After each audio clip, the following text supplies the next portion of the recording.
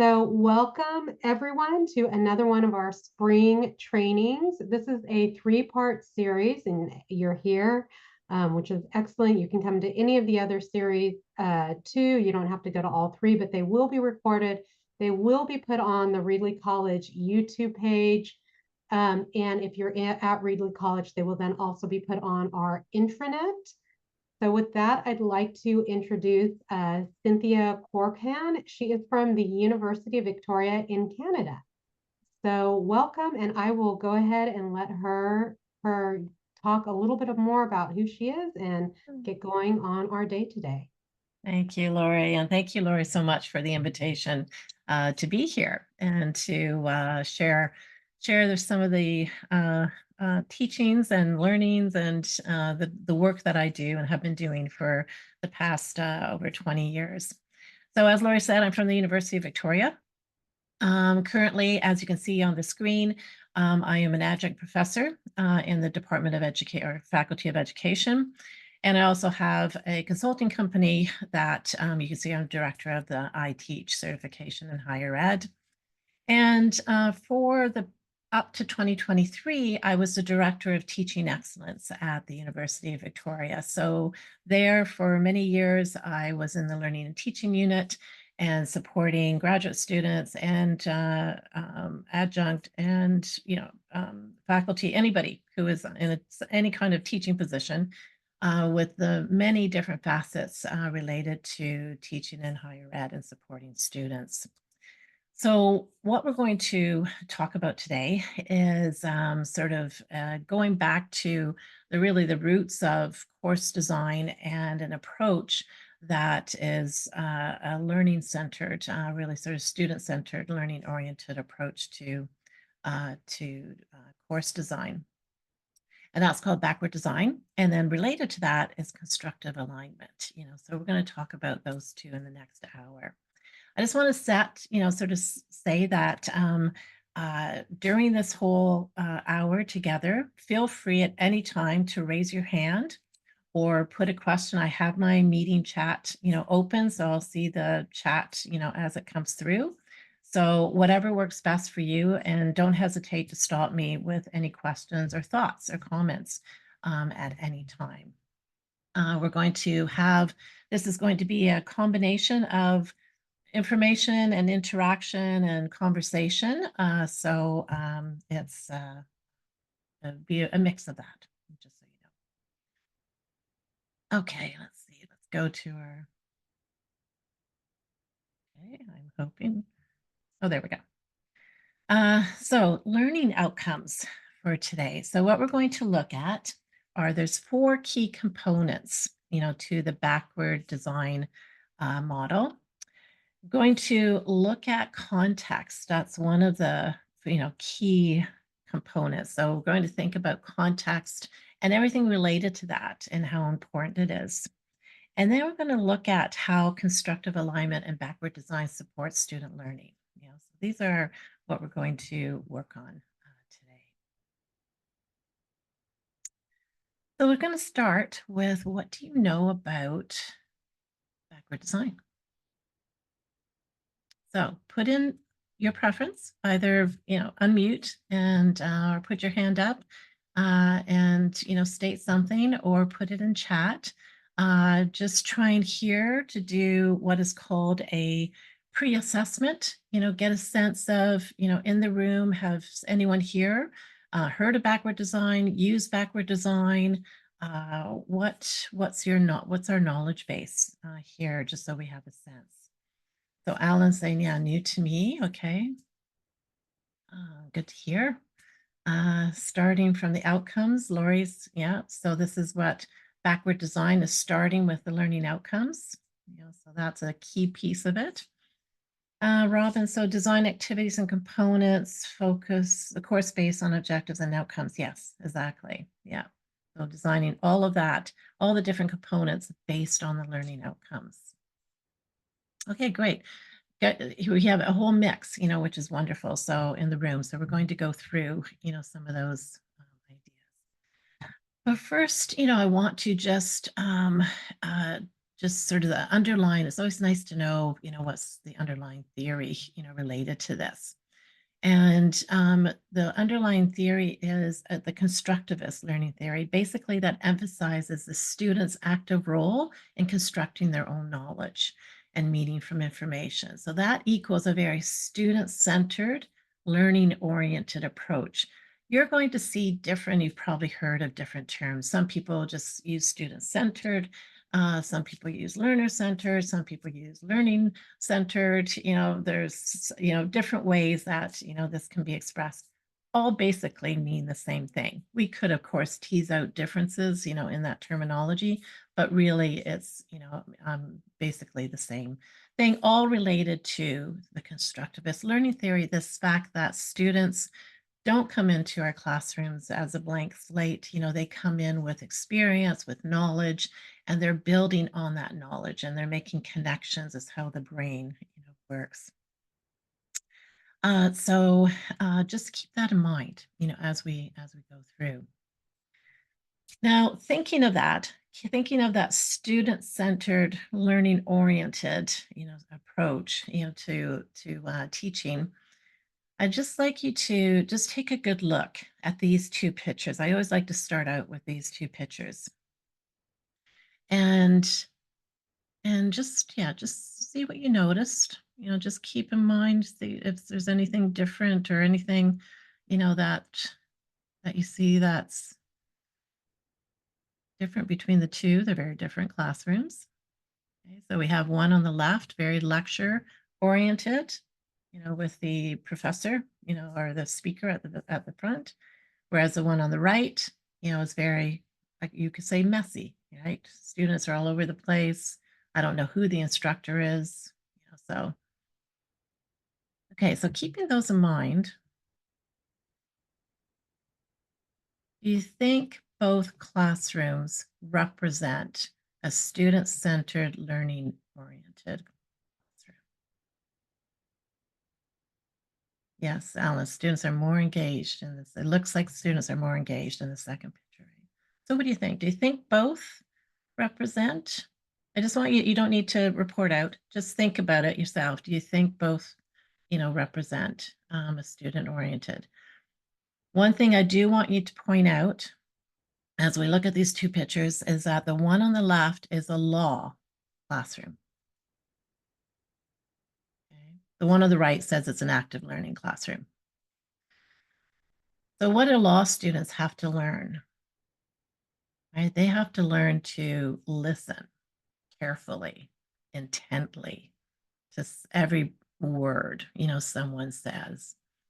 So often I'll get, from, sometimes from instructors, from professors, they'll say, oh, but, the lecture, you can't do active learning. It's a big classroom. It's, all of this, but it depends on the purpose. So the whole point is with the learning-centered approach is that if in that approach, students practice what they need to learn under relevant conditions that are set up by the instructor until they do it well.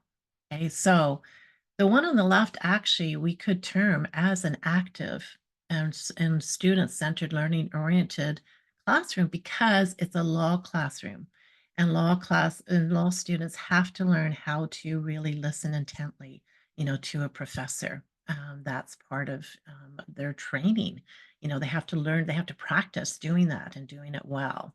So it doesn't mean that active learning always looks like, or learning student-centered, that it has to be messy and, students are, like the right-hand side.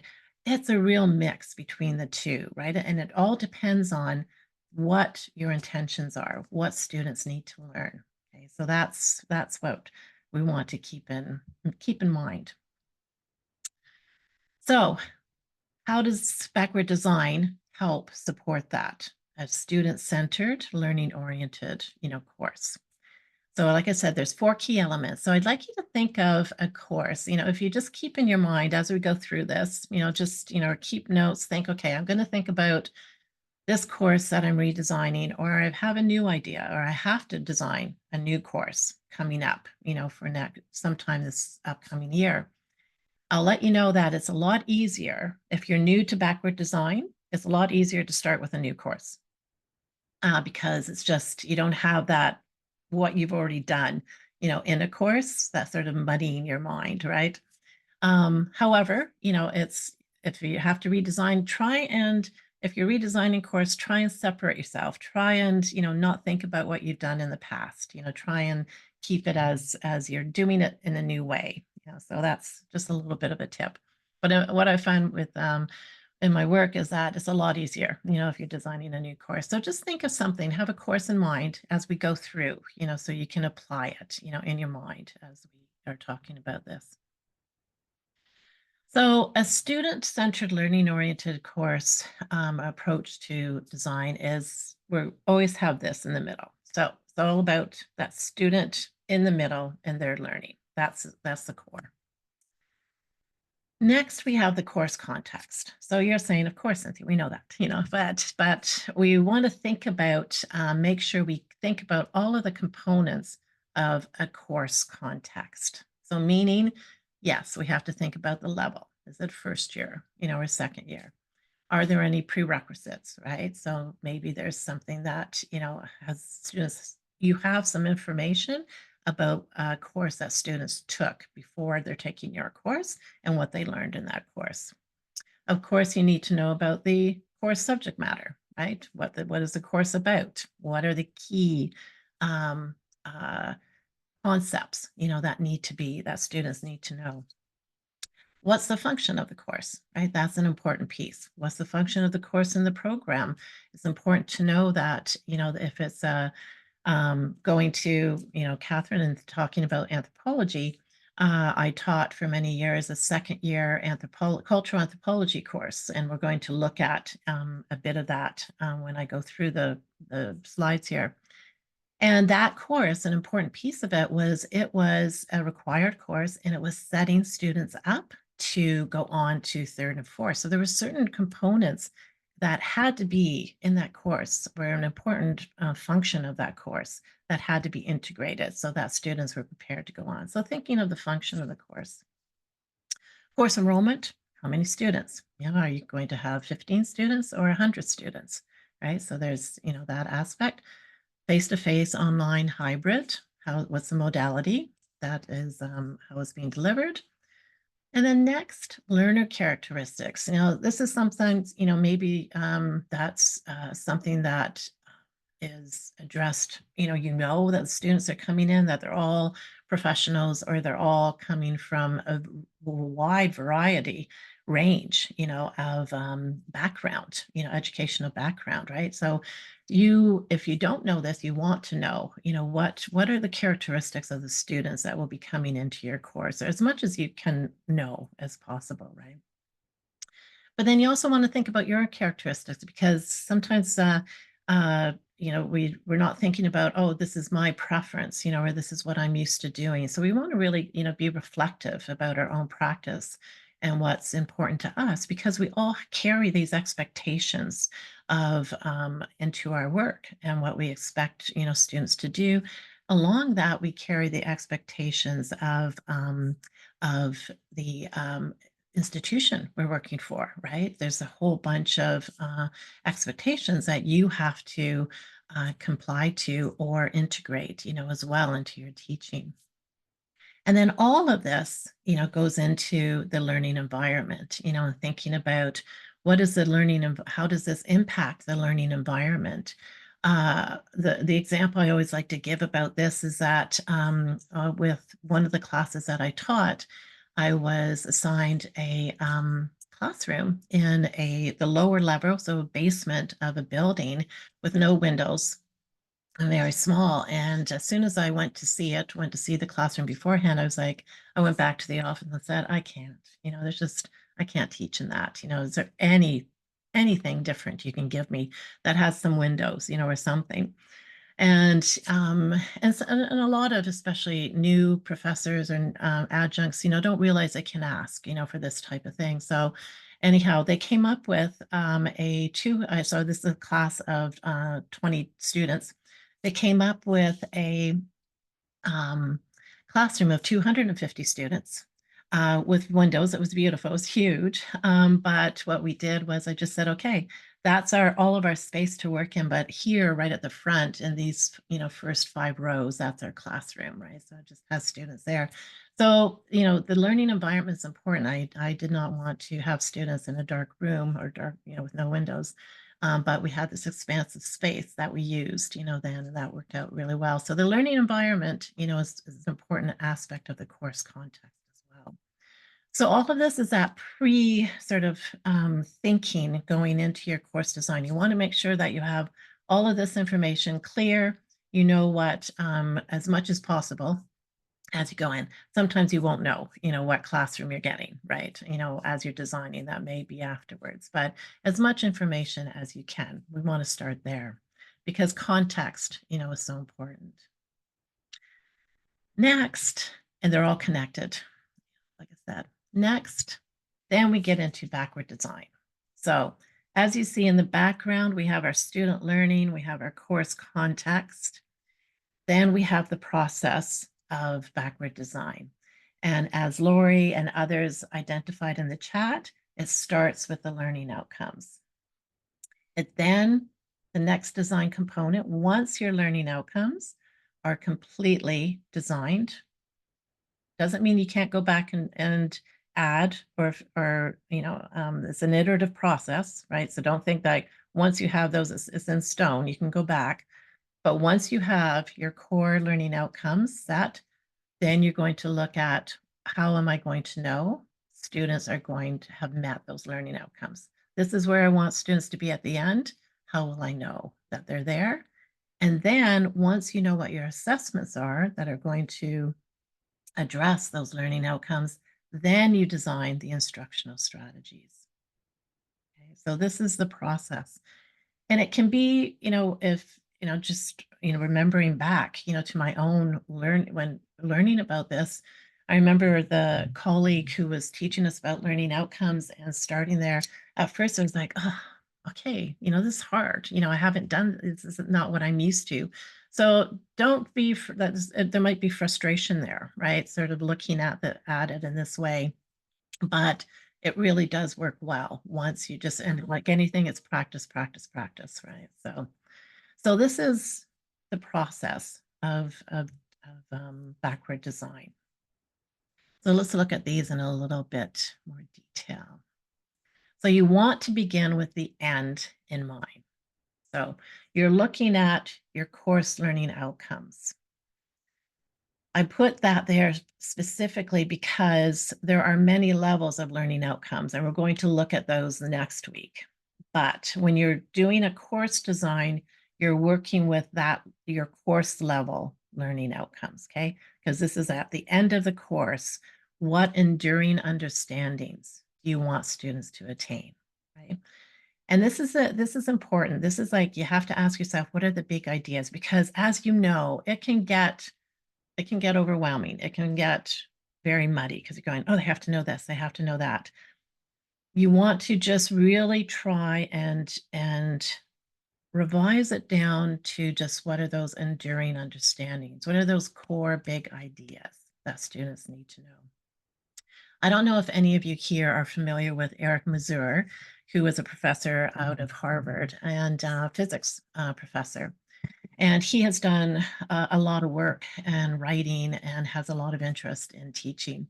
And I had it was wonderful. I was able to see him as a keynote at a conference many years ago. And Eric, at one point, as he's talking about teaching and his approach to teaching, at one point he holds up, he said, I do not have to teach students everything. That's not my job. My job, he goes, because why? He goes, all of them have one of these. If they need to find, look up a term, they don't know what a term is, they can look it up, right? He goes, I concentrate, I focus on those big ideas that are difficult, for students to learn. So this can be hard, to do as well. And it doesn't mean that students will not want to ask you about, definitions or other things, of course, too. But as you're designing, to try and think about those big ideas so you don't get too muddy, with all the other content, that you would like to share with them. So that's the first task. And in that task, you're going to write your learning outcomes, like I said. We're going to dig into this next week in a more detail. But this is just, I wanted to give everybody just the format for writing learning outcomes. So you'll see here, the format is, and basically is under certain conditions, who, so the learner, will do what, what do they need to do? And then how well, how will you know, that, they have learned. So here's an example, and this is an example we're going to look at in a couple of minutes as well, too. So near the end of the course, so that's the condition.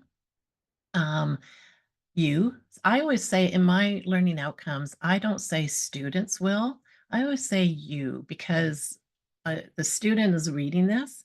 And I feel by saying you, when I'm reading that, that means that the student is connecting to it, right? That way, it's not students, the other students, it's personally connecting. So that's why I always use you. Will, and what do they need to do? So basically, I had them compose an anthropological research paper. This was important because they had to, like I said, be prepared to write papers, anthropological papers, in the 3rd and 4th year.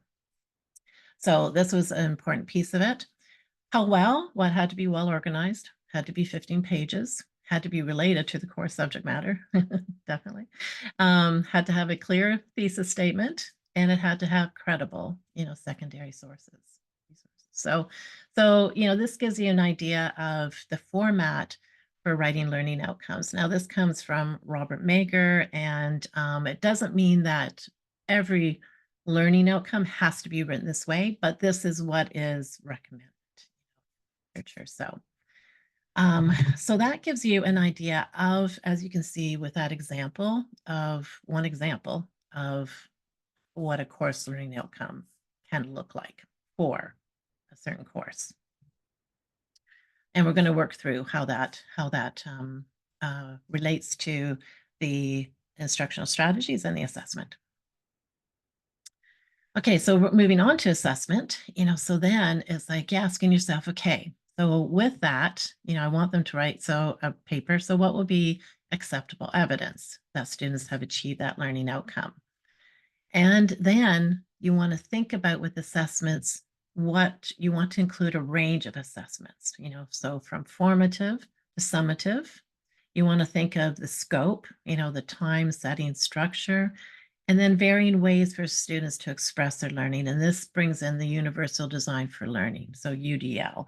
How can allowing students, providing opportunities, for students to express their learning in different ways.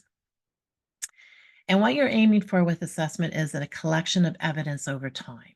So again, we'll get into this, more next week about, what this really looks like with different examples.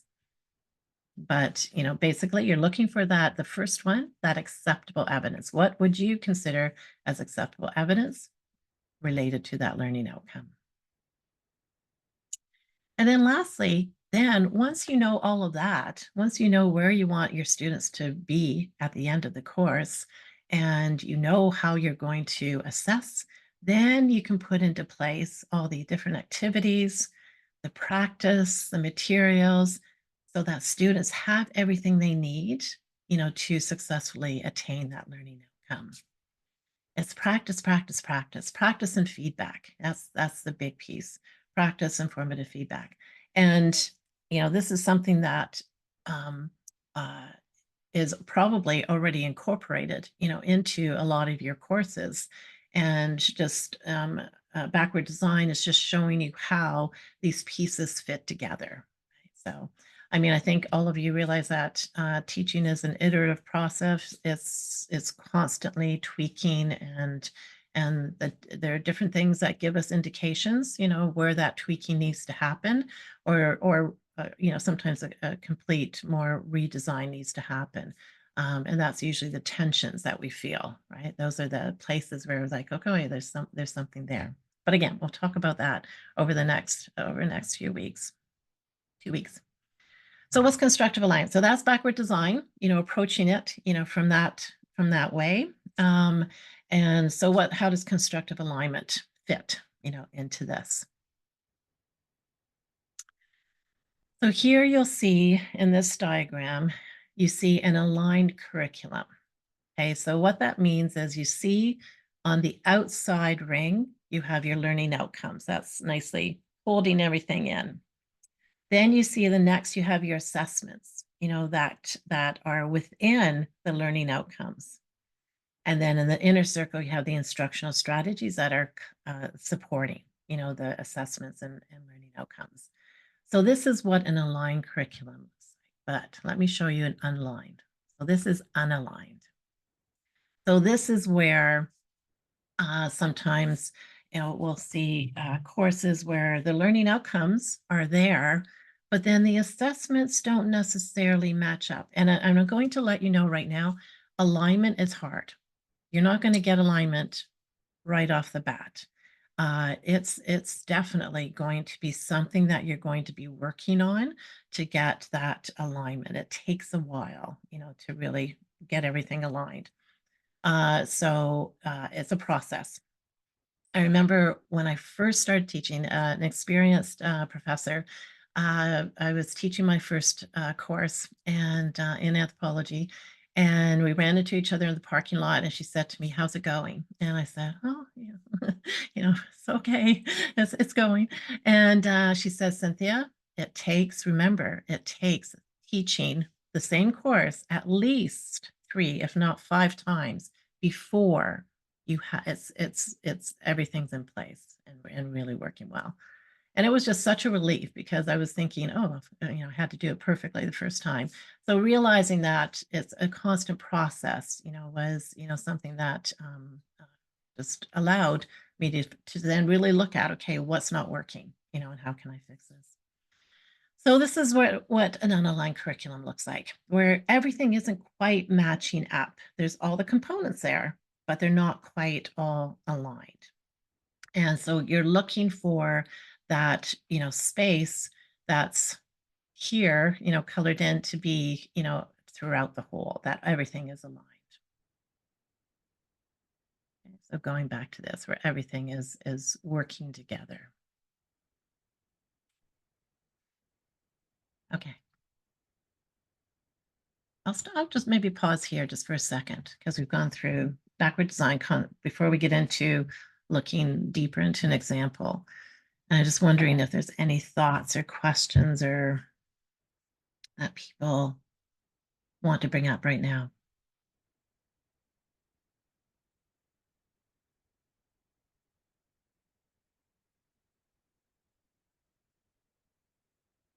Okay. All right. Well, I will move on. Okay, so let's look at what constructive alignment. So we're going to use that course learning outcome that I showed earlier.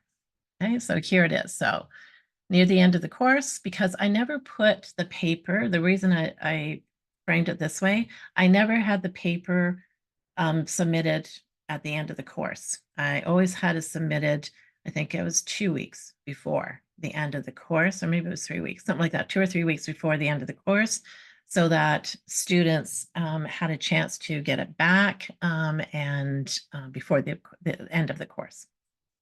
So that's why I say near the end of the course. You're going to will compose well-organized 15-page anthropological research paper related to the course subject matter, containing a clear thesis statement and credible secondary sources.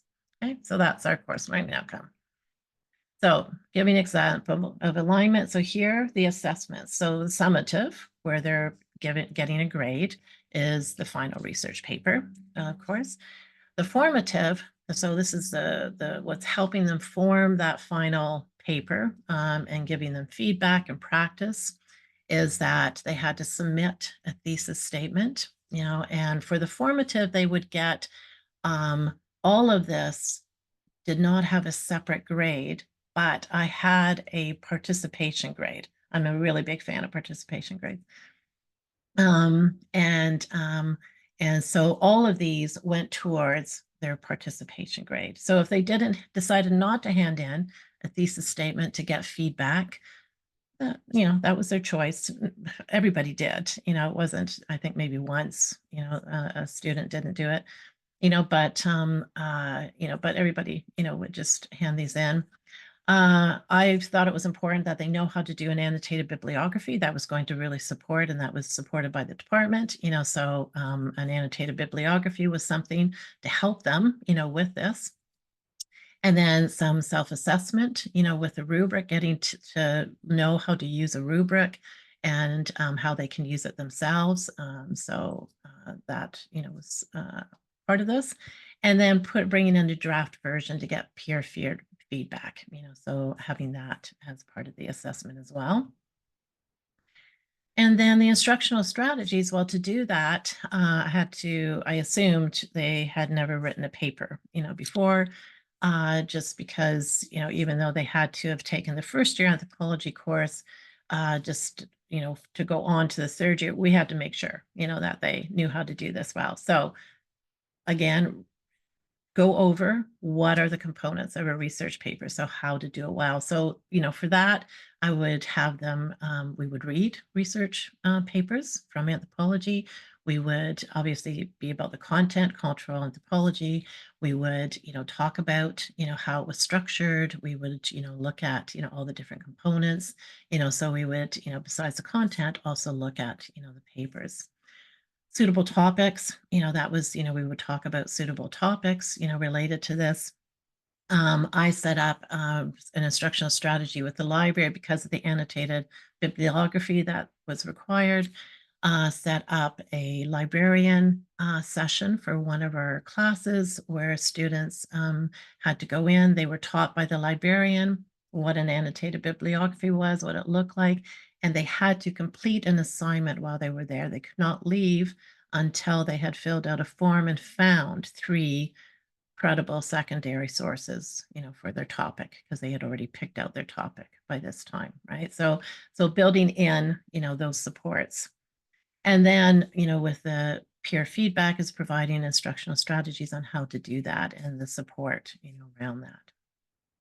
So that gives you an idea, of how, there are many other components. I didn't go into all of them, here, but, idea of how these are all aligned, towards that course learning outcome. Again, I'm going to go through more details, of this, and break it down more next time. But this gives you a general look at, how alignment, works. And again, this was not, when I first did this, it didn't look like this, right? This was what it looked like after going through doing it a couple times and going, oh, I need to do this. Oh, I need to do, I found those areas where there was, like I said, tension, where things didn't quite go smoothly or there were issues. And I was like, oh, okay, have to fix that. So I think, the first time I just, didn't do self-assessment, against the rubric. I think that was something I added afterwards, right? So, there were different things that changed.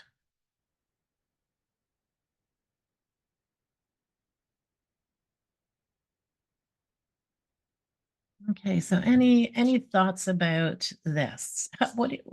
Let's kind of bring it forward now. How do you think, how is this something you're doing?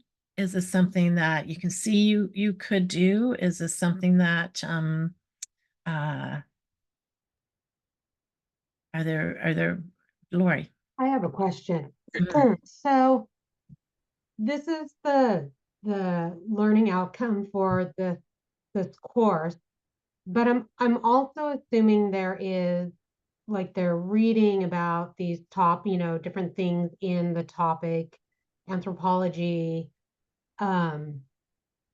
Like, is this the only course outcome, or are there other course things? No, What yeah, I think for that, I'd have to look back. I think typically for course learning outcomes for a course, there can Mhm. be anywhere between, say, 5 and 8 or 9, it depends, but that's kind of the typical range. Yeah. Okay, so Yeah. it's all kind of like working together then, because I know for our English 1A, we've kind of just put it into one learning course outcome, but really Right.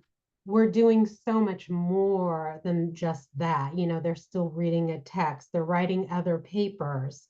Yeah. So it's some of it also, like, even though we have that one course learning outcome that every English 1A has, because we have the same CORs, course outcome on record, yeah. Yeah. But there also might be other things that we're doing. So maybe we even have our own sort of course learning outcomes that fit within that big one. Yeah. Yeah. And that's where I was talking about where the levels are important, right? So you may have one course learning outcome, that's Mhm. what you have. Then the next level, it can be not, again, doesn't have to be, but then the next level that can be there are like module levels, or maybe, there's, it might be a section, that, is sort of subsumes a larger section. So there might be that level. Then there might be, and then after that, there's the lesson level, right? So each lesson then has their own learning outcomes. And again, for each lesson, typically maybe there's 3, maybe there's 4, maybe there's 2, within there that all align then to the course level learning outcomes, right? So there's these different levels, which then that course level, maybe there's a program level, so maybe your department, for that program has a learning outcome as well, so yeah. Thank you. Yeah, you're welcome. Yeah, it can get, I've seen complete, because I've done a lot of work with departments on curriculum mapping. So with curriculum mapping, you map out all the different learning outcomes for all the different courses and how they connect, to the programs. And it can get, very detailed, and very specific. But it's great. It works, really well. One of the things that we did as part of that in anthropology was that we completely mapped out, all of the courses, the curriculum, and the learning outcomes to see where those gaps were, right? So that we could see that, then there was a gap because the third year course was asking for this, but students hadn't even been introduced to that, right? And so then we realized, they had to. That's a whole other. Jennifer, did you have a question? I saw that you had unmuted yourself. Yeah, thank you, Lori. Cynthia, thank you so much. I was just going to ask, so this information you're including on the directions, for example, for students. So when they read about this 15-page paper, this is basically the format of what you share out with them. Yes and no. Yeah. So the course learning outcome, yes. Then there would be the assessments, and there was, like I said, this is just sort of a subset. I had more information actually that I gave students, exactly, when they would be doing these things, when they were just all of those details, more information about what they was expected for the thesis statement, et cetera. Plus giving them the rubric right away so that they had the rubric, so they knew how they were, going to be assessed, for that. That whole idea, is something that the rubric design is another area that's quite complicated, and is something that we could talk, for a few hours about. But you really have to be careful, with your rubric design. And it's wonderful to have students have it, because that really helps guide them. But the key thing, there's 2 key things with rubrics. One is that it allows for your academic judgment. Okay, so I've seen sometimes rubrics where it gets too detailed and it doesn't leave any room for you to academically use your judgment to say, this is a 3 or this is a 5, right? So you have to make sure there's space, for your academic judgment. The other thing is that sometimes professors have used a rubric so that if the student attains the highest level, that equals an A. And that's not always the case. It should always be that the expectations, so this learning outcome, if they reach this learning outcome, that they have as well organized. It's 15 pages, that it has all of this, that actually equals a B, right? Because that's your meeting expectations. If they go beyond that, and do, much more than that, than expected, then that goes into the A, column. So that's another area that, gets confusing sometimes, with rubrics. And then with the instructional strategies, so they would have an outline in the syllabus that I would give them, and they would have, some of these things listed, that we're going to the library, that day and things like that, but maybe not all of the, this information on there, just depending on, it might be more skeletal, and then I flush it out.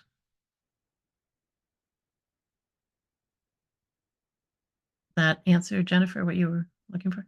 Yeah, thank you. I was just curious, like what instructions you gave them. If you were transparent's not the best word, but if you just shared this out with them, because looking at this, like I'm thinking of a particular assignment, for example, in communication with outlines and speeches.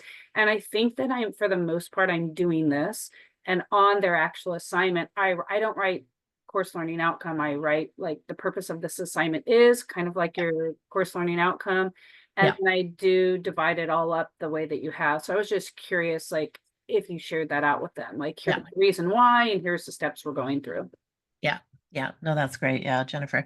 And thanks for bringing that up too, because that's an important point that we'll talk about next week too, is that even though sort of in the literature, the term being used as learning outcome, people do, sometimes they call it the goal, sometimes they call it learning objective, so it doesn't matter, what you decide to call this, as long as there's some kind of statement that kind of helps, students direct them as to where they're going. So it's clear. Okay. Cynthia. Yeah. So Victor, I just want to compliment you. I'm a counselor, but I teach in the counseling class, and I learned a lot, from this presentation to improve my course. So. Oh, nice. Yeah. Oh, thank you, Victor. I appreciate that. Happy to, Lori, I'm happy to share my contact information. If anybody has any questions or anything, happy to respond to that. Okay, so I want to just take now a couple minutes for you to just reflect on the following. So the first question is, what challenges do you think you will encounter taking a backward design approach?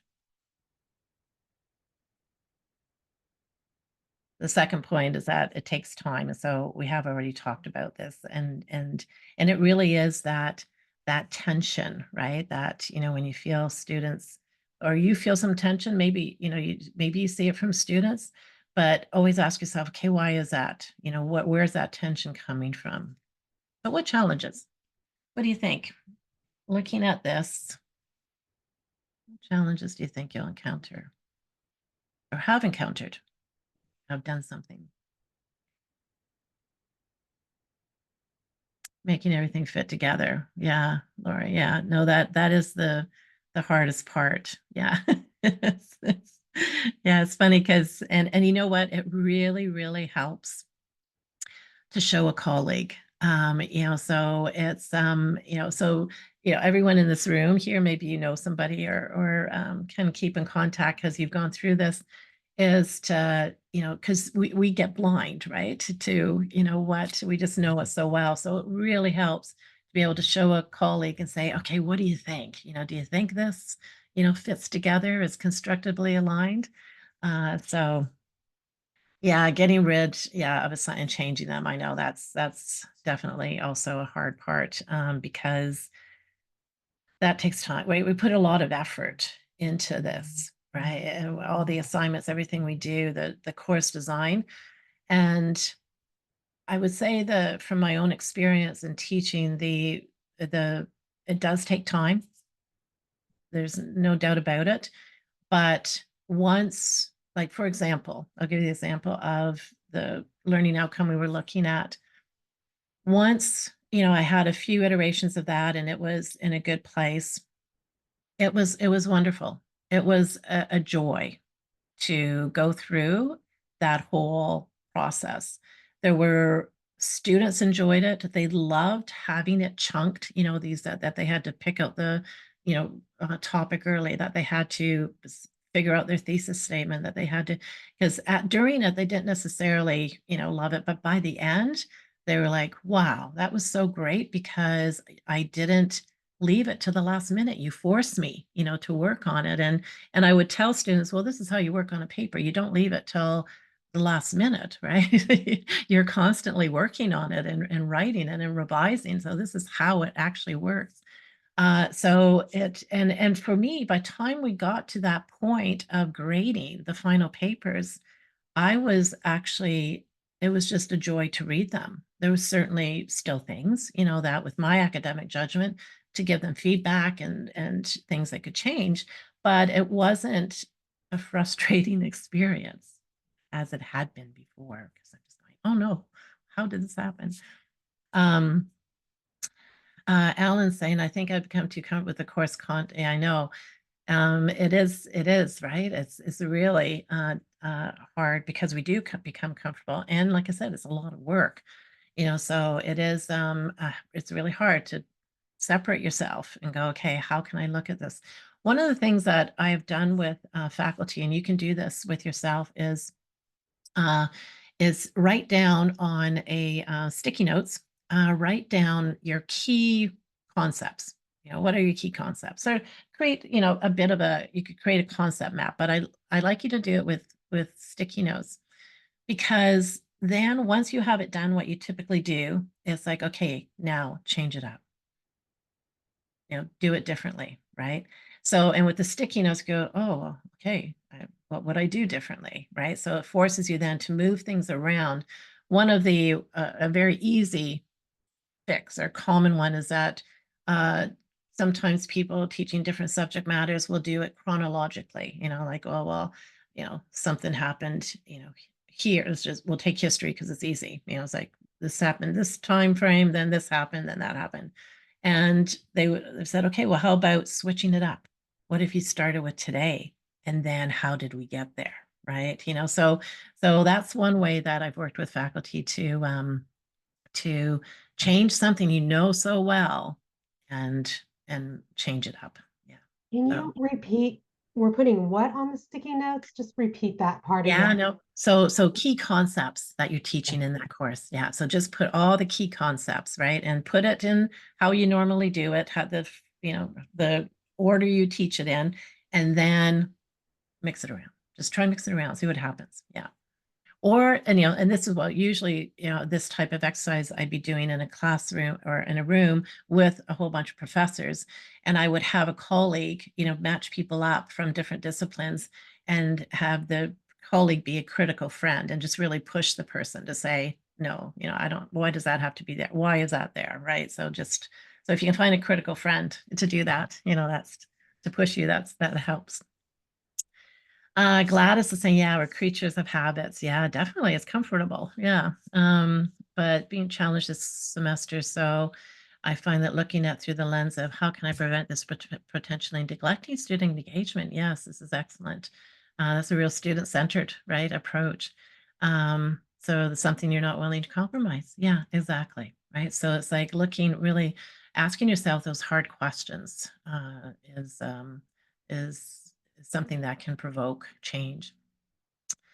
Mike is saying, I can see the constructive alignment model being very useful as provide feedback to other instructional faculty. Yes, definitely. Yeah, that's excellent.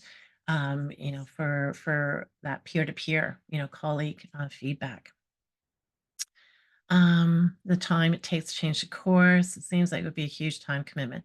You do have to, you know, there is a rule of thumb too, right? There's a rule of thumb that whenever you're redesigning a course, now sometimes if you're designing a new course, that's different.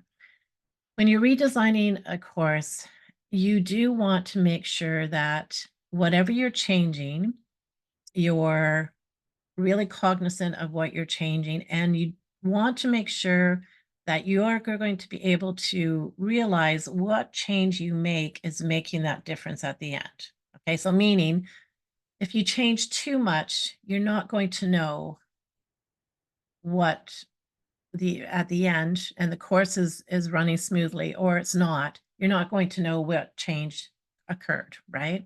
So there is, I think it's called the rule of one, that you just change one thing. So meaning, let's say, like Lori brought up, that you've had this investment in assignments. Okay, let's take one assignment away. Maybe I'm putting a bit of that assignment into something else, or I'm, just doing something different for that learning outcome. And then you can see at the end what's been different in the course, right? But you want to pick whatever you pick, you want to pick something where there's maybe, an issue that you want to address. It feels like if I'm thinking in my own class, and I teach English, so that might be different than other classes. It feels like if I really did lay out the things that I did, even the assignments on sticky notes, and kind of looked at it all, that it might be that it's really just changing a few things that I'm doing to get it to line up more. And maybe it's like I have them read a book. So maybe there's something with that book that I can still have them read, but maybe I change one thing or show how maybe this aligns with the final outcome. So do you find that people really have to completely redesign their class, or is it making just these changes here and there depending on what the course is? Yeah, typically it is just changing, a few things.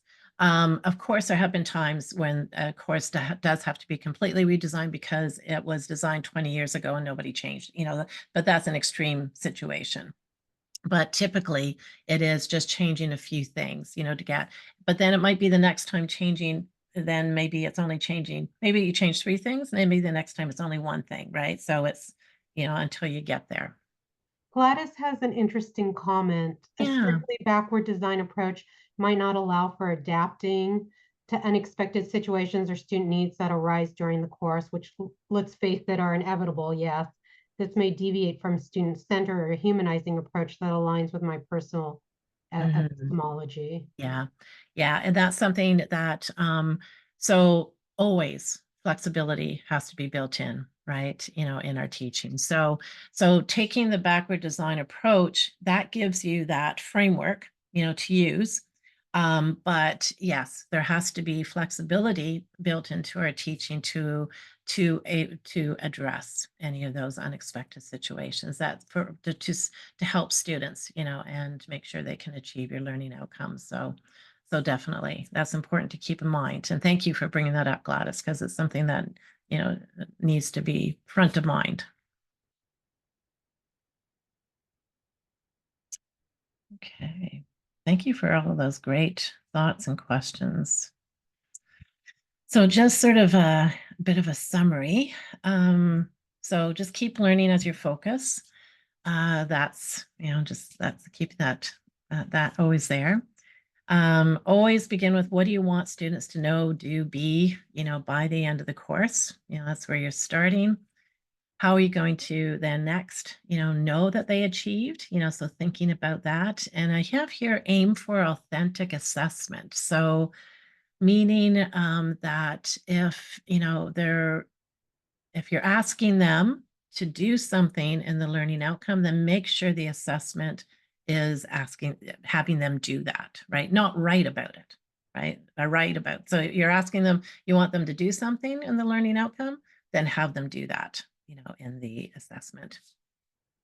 And then the instructional strategies, so that they can support. So again, if you're asking students to do something, you're going to assess them, by having them do something, then give them practice doing that, in their instructional strategies. So always think that, so we'll take a common example, that they have a midterm, right? Very common still in many classes that you have a midterm and a final.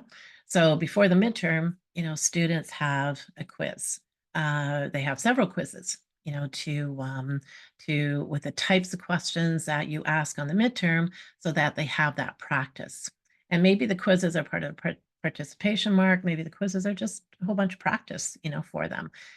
So that's a really simple, you know, having those align, you know, with what you're asking them to do.